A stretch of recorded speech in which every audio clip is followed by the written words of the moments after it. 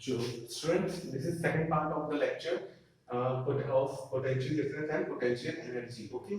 So now इसके पहले वाले लेक्चर में मैंने पहले पार्ट में इतना तक हो गया था, मैंने डिफिनेशन पढ़ दी इलेक्ट्रिक पोटेंशियल डिफरेंस क्या होता है, ठीक है। अभी हमको ये जानना है बेसिकली इसका मतलब क्या होता है। देखो क्या होता है, वर्क डन जब भी हम करते हैं चार्ज को इन्फिनिटी से देखो ले आए हमने, उसकी उसके ऊपर जो वर्क डन हुआ वो उसके पोटेंशियल इलेक्ट्रिक पोटेंशियल एनर्जी की फॉर्म में उस चार्ज के ऊपर स्टोर हो गया, ठीक है। लेकिन अगर कोई सर्किट है, मतलब कोई एक ऐसा सर्किट है जिसमें करंट फ्लो हो रहा है, उसमें जो एक चार्ज को एक पॉइंट से, अच्छा कभी भी कोई चीज फ्लो कब होती है, high potential to low potential flow होती है। जैसे कि आप एक तरह से कनेक्ट करो कि आप दो टैंक्स को कनेक्ट करो, इसमें पानी ज्यादा भरो, इसमें पानी कम भरो, और उसको एक पाइप से कनेक्ट कर दो, तो देखोगे ना तब तक पानी इसमें से इसके अंदर दूसरे कम पानी वाले टैंक के अंदर आता रहेगा जब तक कि दोनों का लेवल बराबर नहीं हो जाता। इसका मतलब क्या होता है, जब तक कि दोनों पोटेंशियल बराबर नहीं हो जाता।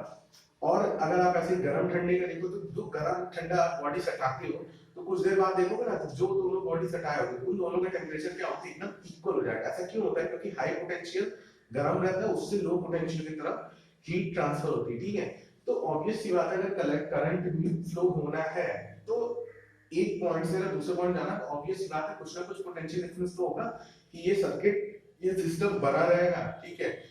उसी को क्या कहते हैं कि कोई सर्किट में, इलेक्ट्रिक सर्किट में जब करंट फ्लो हो रहा है तो किसी एक पॉइंट से दूसरे पॉइंट के बीच में जो चार्ज होता है उसको ट्रैवल करने में, ठीक है, उसको ट्रैवल कराने में, ये आप कह सकते हो एक बॉडी से दूसरी बॉडी चार्ज कराने में जितना हमने वर्क डन किया होता है, ठीक है, कुछ ना कुछ तो करना होगा ना। एक पॉइंट मान लो यहाँ पर एक सर्किट ऐसे चार्ज हो रहा है, ठीक है, यहाँ से इलेक्ट्रॉन मान लो ट्रांसफर फ्लो हो रहा है यहाँ पे, ठीक। अब ऑब्वियस सी बात है अगर इस डायरेक्शन में फ्लो हुआ है, इस पॉइंट का पोटेंशियल ऑब्वियस सी बात है इलेक्ट्रिक पोटेंशियल होगा, और इस पॉइंट का इलेक्ट्रिक पोटेंशियल होगा 100%। ये है ना कि इसका इलेक्ट्रिक पोटेंशियल कम होगा, इसका सॉरी इससे ज्यादा होगा, इससे कम होगा, तभी तो यहाँ से यहाँ गया है, ठीक।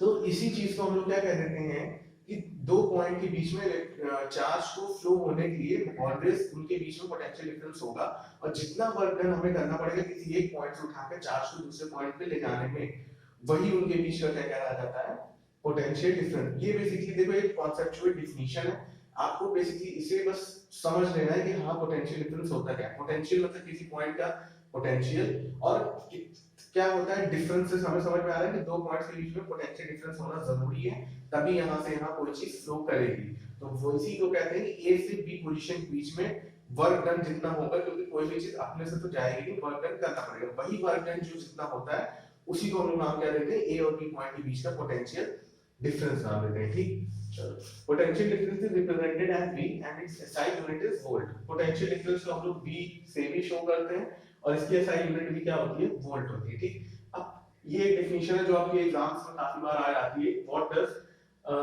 Potential difference when is potential difference is set to be 1 volt, मतलब पोटेंशियल डिफरेंस को 1 वोल्ट कब कहेंगे। तो बेसिकली सीधी सी बात है, पोटेंशियल डिफरेंस होता क्या है, जितना काम हमने किया और जितना चार्ज ले, मतलब work done upon charge transfer, ठीक है।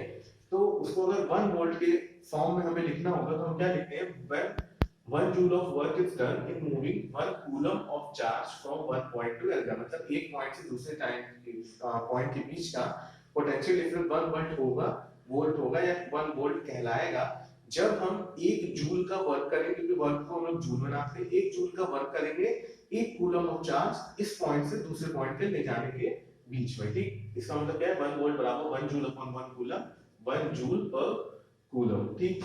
चलो अभी हम लोग ओम्स लॉ पढ़ते हैं। ओम्स लॉ क्या होता है, देखो, if the physical condition like temperature etc of a conductors are kept unchanged then the strength of current flowing through it is directly proportional to the potential difference across its end। मतलब ओम एक scientist, उन्होंने क्या एक notice की एक चीज कि अगर हम करंट सॉरी टेम्परेचर और बाकी और सारी कंडीशंस जो रहती हैं वो किसी कंडक्टर की अनचेंज रखते हैं, मतलब बिल्कुल कोई उसमें छेड़छाड़ नहीं करते हैं, तो हम वो उन्होंने क्या नोटिस किया, उन्होंने क्या एक लॉ दिया कि जो भी पोटेंशियल डिफरेंस होगा ना, सॉरी जो करंट उनके बीच में ट्रैवल करेगा ना, करंट कैसे ट्रैवल, एक पॉइंट से दूसरे पॉइंट बीच में ट्रैवल करेगा, तो ओम ने कहा कि जो करंट इसके बीच में फ्लो करेगा वो डायरेक्टली प्रोपोर्शनल होगा इन दोनों पॉइंट के बीच के पोटेंशियल डिफरेंस के, ठीक है। इसका मतलब क्या, अगर इन दोनों पॉइंट के बीच में पोटेंशियल डिफरेंस काफी हाई होगा, करंट एकदम बढ़िया से फ्लो करेगा। जैसे हम लोग देखेंगे घर पे जो हमारा वोल्ट मीटर लगा रहता है, हम लोग कहते हैं 240 वोल्ट का है, 220 वोल्ट का है आज स्टेबलाइजर शो कर रहा है। इसका मतलब क्या होता है, जैसे जैसे देखो आपका स्टेबलाइजर हाई वोल्टेज शो करता है, उसका मतलब क्या होता है कि हमारे घर के अंदर करंट भी तो अच्छे से आता है ना। तो वही चीज हमने कहा था कि जो पोटेंशियल जो करंट फ्लो करेगा वो डायरेक्टली प्रोपोर्शनल होगा potential difference between two points के। ठीक, इसको अगर आप फॉर्मूला फॉर्म में लिखना चाहोगे तो v equals to r i। Basically ये r क्या होता है, हमने पढ़ा है कि जब भी प्रोपोर्शनलिटी का साइन हटाते हैं एक कांस्टेंट ऑफ प्रोपोर्शनलिटी लगाते हैं। ठीक है, तो यहाँ पर r क्या है, कांस्टेंट ऑफ प्रोपोर्शनलिटी है। v equals to r i है, जहाँ पर क्या है, where r is electric resistance और रेजिस्टेंस ऑफ ए कंडक्टर।